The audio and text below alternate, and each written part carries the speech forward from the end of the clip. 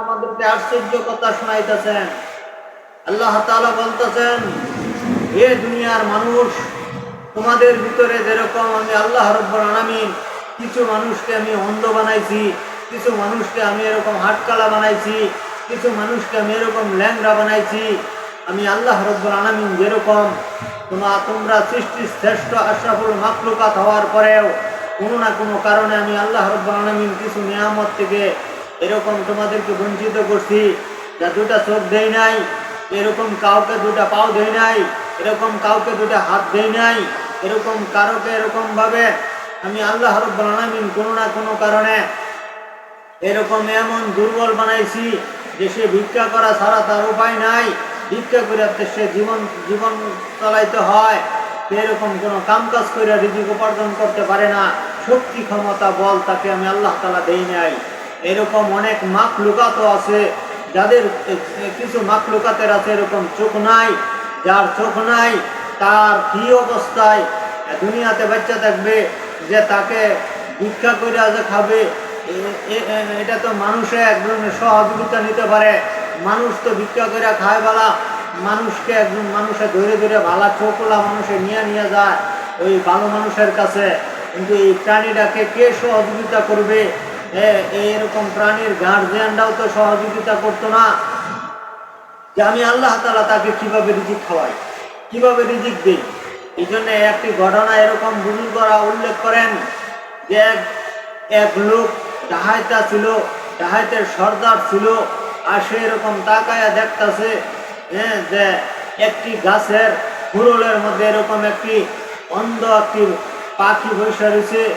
আর এই এই এই পাখিটাকে আর একটা পাখি উড়িয়া আয়া ঠুট দিয়ে ছিঁড়ে খাবার খাওয়াইতেছে। ঠুট দিয়ে ছিঁড়ে এই অন্ধ পাখিটারে আরেকটা পাখিয়া খাবার খাওয়াইয়া যাইতেছে। সে বলতেছেন, আল্লাহ, আমি হইলাম আশরাফুল মাখলুকাত, সৃষ্টির শ্রেষ্ঠ একটা মানুষ। আর আমি এরকম অল্প কিছু 1 কেজি 2 কেজি খাবার খাইলে আমার দিন জায়গা। আর এই খাবারের জন্য আমি অন্যায় করি, মানুষের উপরে জুলুম করি, মানুষকে মাইর দেই, মানুষকে হত্যা করি, এরপরে রিজিক উপার্জন করতেছি। অন্যায়ভাবে অপরাধ করিয়া গুনাহ করিয়া আর একটা অন্ধ পাখিটারে তুমি গাছের খুরলের মধ্যে বসায়া জাগার মধ্যে বসায়া খাউন খাওয়াইতেছ। যদি তুমি এরকম অন্ধ একটা পাখিকে খাউন খাওয়াইতে পারো, তাহলে আমি আশরাফুল মাখলুকাত, সৃষ্টির শ্রেষ্ঠ মানুষ, আমারও তো অবশ্যই তুমি খাওয়াবা। যদি আমি তোমারে মানি, যদি আমি তোমার কাছে নত হয়ে যাই, যদি আমি তোমার কাছে স্যালেন্ডার হয়ে যাই। এই কথা চিন্তা করে ডাহাইতের সর্দার উনি তখন আল্লাহ পাকের কাছে তওবা করলেন, আল্লাহর জীবনে কোনোদিন ডাকাতি করব না, আজকের থেকে আমি বালা হয়ে গেলাম। আর ওই শিষ্যরাও বলতেছে, উস্তাদ, আপনি যত এতদিন আমাদেরকে অন্যায় করাইছেন, আমরা অন্যায় করছি, আজকের থেকে আপনি যত নিজে কোনো অন্যায় করতেন না, গুনাহ করতেন না, আল্লাহকে মানছেন, নবীকে মানছেন, কোরআন মানছেন, দিন মানছেন, আমাদেরকেও আপনার সাথে এরকম কোরআন মানান, দিন মানায়, এরকম তওবা করায়, এরকম আল্লাহ রাসূলকে আমরা যেন মরণ পর্যন্ত মানতে পারি, আপনার সাথে থেকে আমল করবো, ইবাদত বন্দেগী করবো, আর কোনো গুনাহ করতাম না। এখন এই ডাকাতের সর্দার বললেন, ঠিক আছে, তাহলে এই দেশ ছেড়ে চলো, আমরা অন্য দেশে যাই, এই দেশে আর থাকবো না, কেন এই দেশের মানুষ আমাদেরকে চিনে আমরা ডাহাই। আজ এই দেশ ছেড়ে যখন অন্য দেশে রওনা দিলেন, অন্য দেশে যায় এরকম অন্য দেশে আল্লাহ পাকের ইবাদত বন্দেগী করতেছে, করতে এমন এক পর্যায়ে গেছে, শীতের দিন তারা এরকম রাত্রের বেলা শুয়া একটু আরাম করব, তাদের তো এরকম কোনো চাদর নাই, তাদের এরকম তোষক নাই, লেপ নাই, তখন খুব কষ্ট হইতেছিল।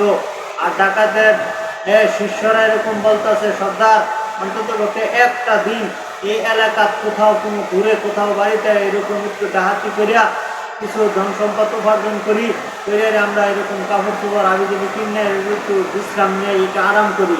উনি বলেন, না, তওবা করছি, আর কখনো গুনাহ করব না, কখনো অন্যায় করতো না, আল্লাহ তাআলা অবশ্যই আমাদেরকে ব্যবস্থা করে দেবেন। এই কথা বলার পরে ধৈর্য ধরলেন, আল্লাহর কাছে দোয়া করলেন। আর ওই রাত্রে এক মহিলা, উনি নিয়ত করছিল যে আমি কিছু শীতের কাপড় চোপড় অথবা আমি চাদর অথবা একটা একটা কম্বল, এই কম্বল এরকম জনপতি দান করব। আর ওই দান করলে ভালো হয়, উত্তম হয়, এই দানটা চিন্তা করতেছিল। আর ওই রাত্রে জনাবে মুহাম্মদ রাসূলুল্লাহ সাল্লাল্লাহু সাল্লাম ওই মহিলাটাকে স্বপ্নে দেখাইতেছেন যে অমুক জায়গায় যাবা তুমি, যাই এরকম ভাবে নাম ধরে ডাক দিবা, সর্দারের নাম ধরে, অমুক সর্দার আছো নাকি, সর্দার তোমার সাথে কথা বলবে, তো বলবে তোমরা এতটি লোক আছো, এতটি লোক গুণপতি, আমি এরকম তোমাদের কাপড় চোপড়, তোমাদের বিছনার ব্যবস্থা, তোমাদের এরকম গরম পোষণের জিনিস আমি কিছু দিয়া যাবার লেগে আইছি, এটি রাখো। এই কথা বলে ডাহাতের সর্দারের হাতে তুলে দিয়ে তুই আবার এখন মহিলা পরের দিন আইসা যখন ডাক্তারছে নাম ধরিয়া, ডাহাতের সর্দার চিন্তা করলো এই জায়গায় তো কোনোদিন আসি নাই, সে আমাকে কি করে চিনলো। আগে সে অবাক হয়ে গেছে। আর ডাকাতের সর্দারের হাতে তখন এই কাপড় চোপড়, এই বিছনাপাতি যা কিছু আছে দিল, দান করলো। সে বললো যে কিভাবে আমার নাম এটা, আর এটি যে আমাদের অত্যন্ত খুবই দরকার, এটা কেমনে জানলেন? উনি তখন বললেন যে এটা তো আমি আসলে জানি না, আমার মুহাম্মদ সাল্লাল্লাহু সাল্লাম স্বপ্নে বইলা দিছে, আর স্বপ্নে যত মুহাম্মদ সাল্লাল্লাহু সাল্লাম বইলা দিছে, এই কারণেই আমি আসছি, এই কারণেই আমি আসছি। তাতে আমি নবীর নির্দেশে, নবীর কথা শুনে আমি আইসা তোমাদেরকে দান করে দিতে হয়ে গেলাম। তাতে ডায়েতের সর্দার এবং শিষ্যরা খুশি হয়ে গেলেন। আল্লাহ খবর রাখছে, নবীর খবর রাখছে, আমরা যদি আরো অগ্রসর হই আল্লাহ রসুলের এরকম দিদার পাবো, আল্লাহর দিদার পাবো। আসলে মূলত ভালো হয়ে গেলে, তওবা করলে, আমল করলে আল্লাহ রাসূলের দিদার পাওয়া যায়, সাক্ষাৎ পাওয়া যায়। আমরাও এরকম ভুল ত্রুটি থেকে ফিরে আসি, অন্যায় থেকে ফিরে আসি, আমল করি, ঈমান আমল লইয়া কবরে যদি যাইতে পারি, তাহলে আমি অবশ্যই রাসূলের সাথে, আল্লাহর সাথে জান্নাতে থাকতে পারবো। যে কথাটি আমরা শুনলাম, আমল করার চেষ্টা করি, আল্লাহ তাআলার কাছে দোয়া করি, আল্লাহ তুমি যদি অন্ধ মাখলুকাতকে রিজিক খাওয়াইতে পারো, অন্ধ সাপকে রিজিক খাওয়াইতে পারো, অন্ধ জীব-জানোয়ারকে রিজিক খাওয়াইতে পারো, আমরাও যদি নিয়ত করি হালাল খাবো, আরাম খাইতাম না, আমাদেরকেও তুমি হালালই খাওয়াবা, আরাম খাওয়াইতাম না। এই জন্য আমরা আসুন, তওবা করি, আল্লাহ তাআলার কাছে মাফ চাই। আর আমার এই ভিডিওটা আপনাদের যদি ভালো লাগে তাহলে লাইক, কমেন্ট, শেয়ার, সাবস্ক্রাইব করবেন। আমি আরও ভিডিও ছাড়বো, আপনারা আমার ভিডিওটা দেখবেন, আপনারা এই কথাগুলো শুনলে আমল করেন।